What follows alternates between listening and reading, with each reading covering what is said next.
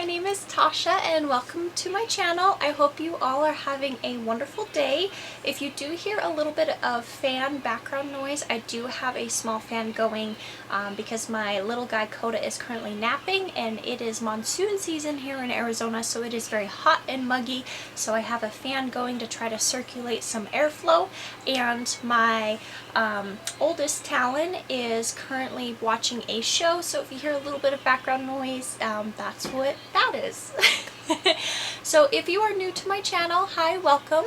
I am working on making videos about stay-at-home mom life, the tiny home life, running, working out, and just kind of day in the life with the kids. So if that is something that interests you, please, I would love for you to hit the like and the subscribe button and hit the bell notification so you can be notified when I post more videos. Alright, so today's story is going to be about my youngest son, Koda. He just is right about 7 months, and I wanted to finally post a video about his birth story. I know I wrote a blog about his birth story not too long ago. I will link that in the description if you are interested in reading about it, but I thought, why not make a YouTube video too, so people who watch my YouTube channel can also hear about the story.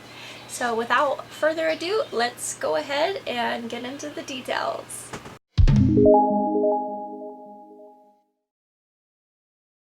Alright, first a little bit backstory. So my firstborn Talon, I was in labor with him for about 13 hours. I did go through a midwife and I did give birth in a medical center. I personally did not use an epidural. Nothing against moms who use an epidural or anything like that. That was just my birth experience. So I just wanted to give you a little bit of backstory so you kind of know what, when I talk about this birth experience, kind of what I've already gone through and everything like that. So this birth experience with Koda, it's so funny because he's such a chill guy. He just likes to hang out. He's pretty quiet. He's pretty happy for the most part.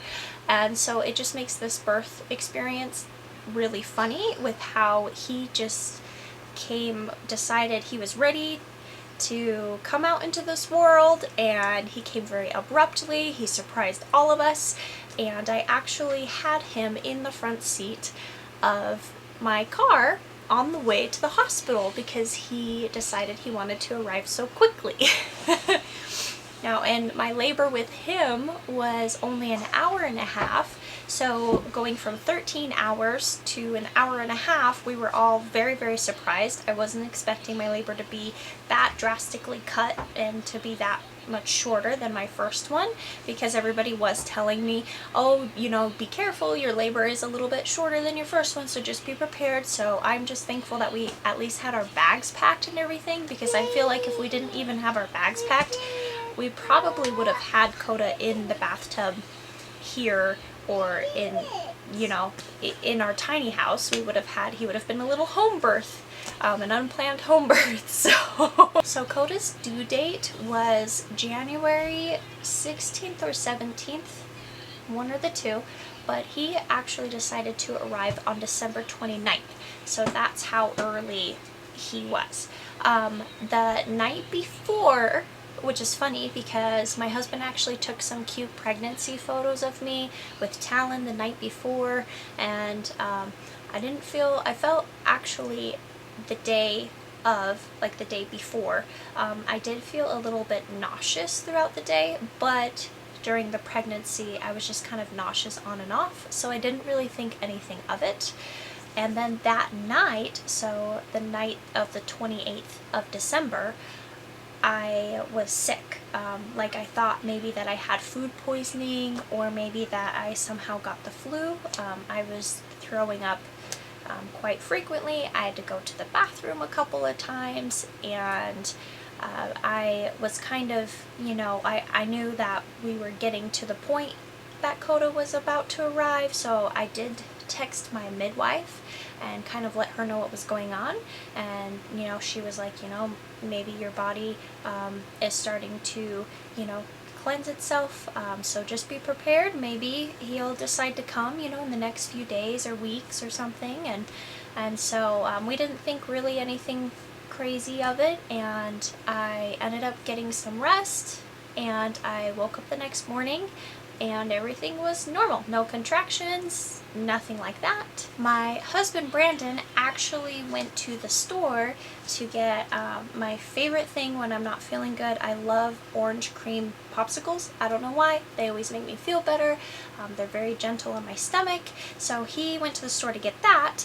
And while I was sitting on the couch with Talon, we were watching some morning cartoons, I felt like I peed. Now, during this pregnancy, I actually did pee my pants a couple of times. A Koda was on my bladder constantly, so yeah, I was one of those where if I coughed or sneezed or if I laughed, I would pee my pants. And so when that happened on the couch, I thought it was just one of those like, oh great, you know, I just peed my pants as a full-grown adult right in front of my toddler. So I got up and I was like, well, time to go, you know, change my pants. And I noticed some more fluid leaked out, and that's when I realized, hang on, I think this is my water.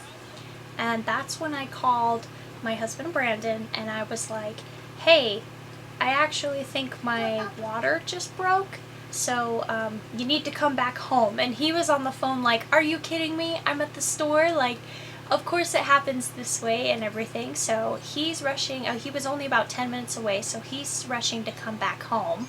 And while he was rushing to come back home, I was like, alright, I don't know for sure, I'm just gonna call my midwife just to let her know what's going on. So I called my midwife and I kind of let her know what was going on. And I was like, hey, I think my water just broke, you know, and everything like that. And she was like, okay, you know, come head on up to get checked out. Now, keep in mind, my facility, not my facility, my goodness, the facility the medical center that I gave birth to Talon to, it was an hour away from where I lived. And it still is an hour away from where I live. I chose that, even though it was an hour away, I still chose that place because of the amazing care that they took. Like, they took amazing care of us. I have nothing but positive things to say about them. Other people that I personally know who have gone through them have nothing but positive things to say. So for me, the hour drive wasn't that big of an issue. And with Talon, when I drove there to give birth, it wasn't an issue. So this go around with Koda, I didn't think it was going to be an issue. By the time that Brandon came home, I was actually having contractions very frequently. I was having them about every 3 to 5 minutes, consistent. They weren't letting up, they were slowly getting stronger. They weren't painful or anything yet. They were very light. I could still walk and talk and just function just as normal. I just realized that I was having contractions, and that's when I was like, all right, this is it. I guess Koda has decided to arrive, let's go. And because I was kind of not feeling well the night before, I went and I took a quick shower because I wanted to be, you know, feeling good, all nice and clean, all presentable. And so I went and I took a quick shower. My contractions were, you know, still frequent, not super intense yet, so I wasn't too worried about it. So I took a shower. My in-laws took Talon.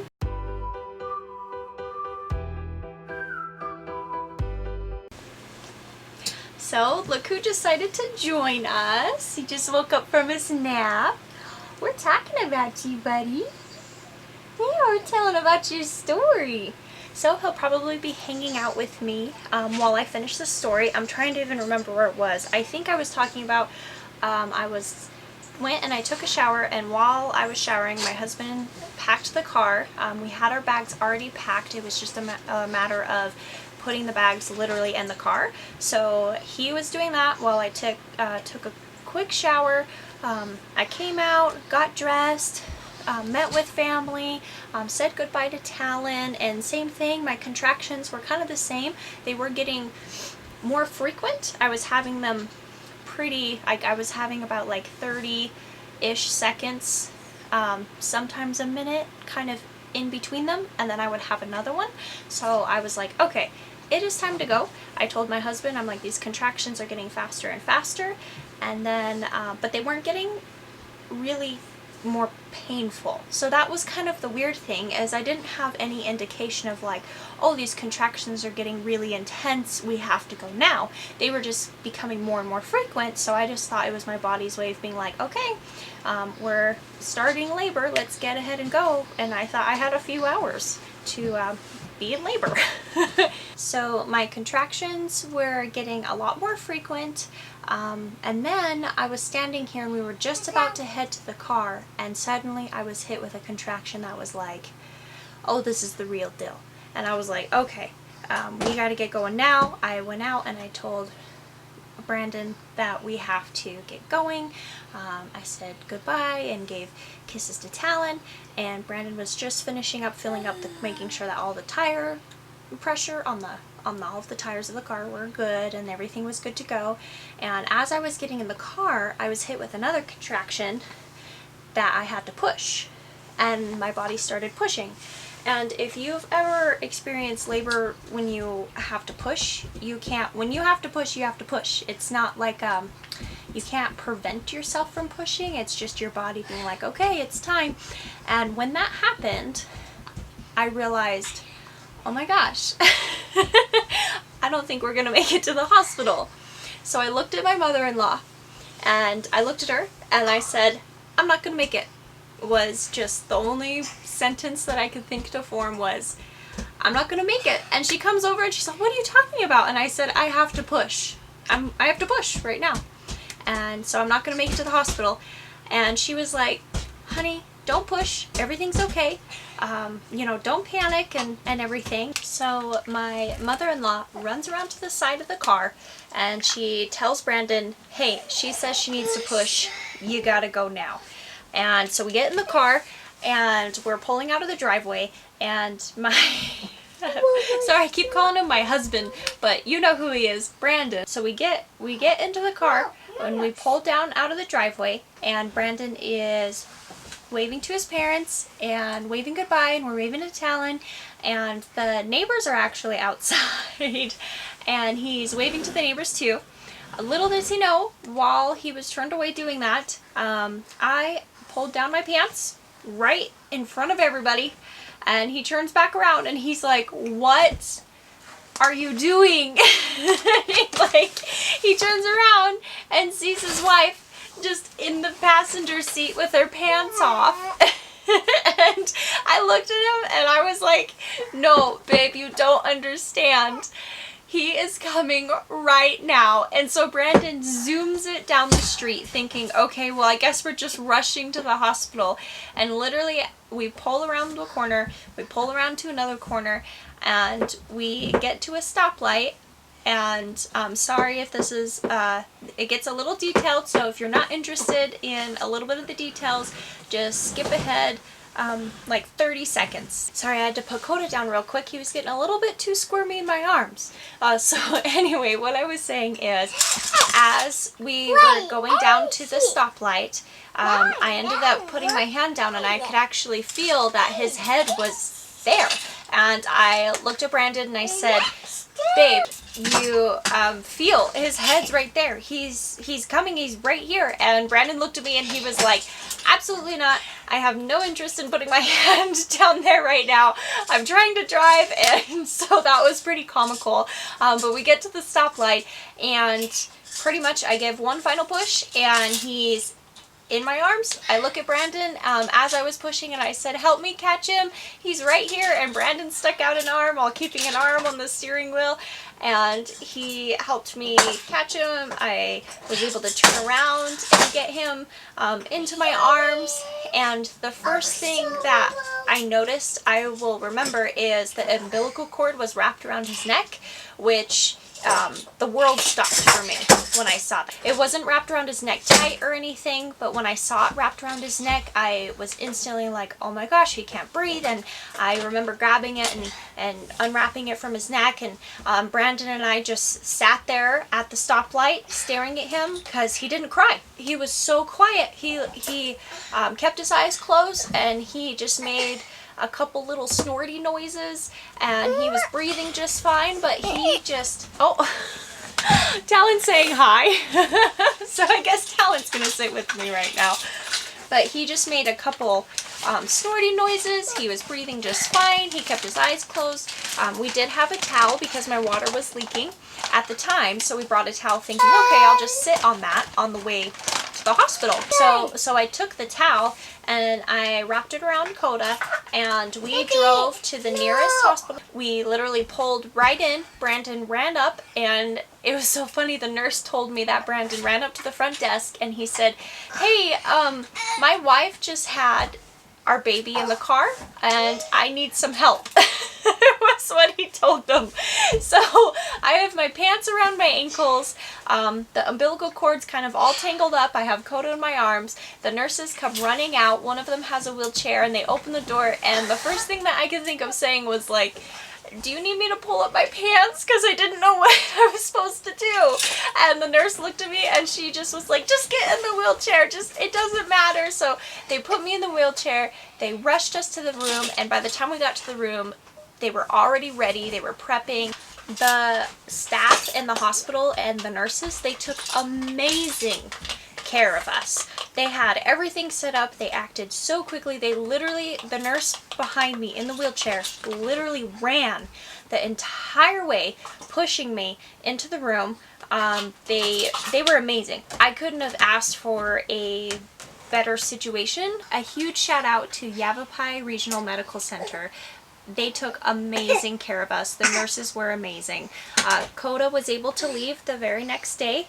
He was happy, healthy, just a little bit cold because he was born in the car, so they warmed him up pretty quick. And thankfully we were in December here in Arizona, so it wasn't crazy snow or ice or super chilly, because all we had in the car was just a towel to wrap him up in. But yeah, he did amazing. The nurses were amazing. My husband was amazing. Thank you for, driving us safely to the hospital with the baby in my arms. And thanks to you guys if you made it to the end of this video. I apologize if it's a little bit choppy with trying to make a video and take care of both kids at the same time. Sometimes I have to pause it a lot and go do something and then come back and continue my story. But if you are interested in more video or content like this or stay-at-home life, I will be doing a tiny home tour pretty soon, so stick with me on that. But please subscribe and like this video. If any of you guys have a similar birth story or another crazy birth story, put it down in the comments. I would love to read it and know your guys' birth experience. Or if you even had a wonderful, normal birth story, I would still love to hear it. So put your birth story down in the comments. I'm really curious to read them. And until next time, I will see you guys in the next video.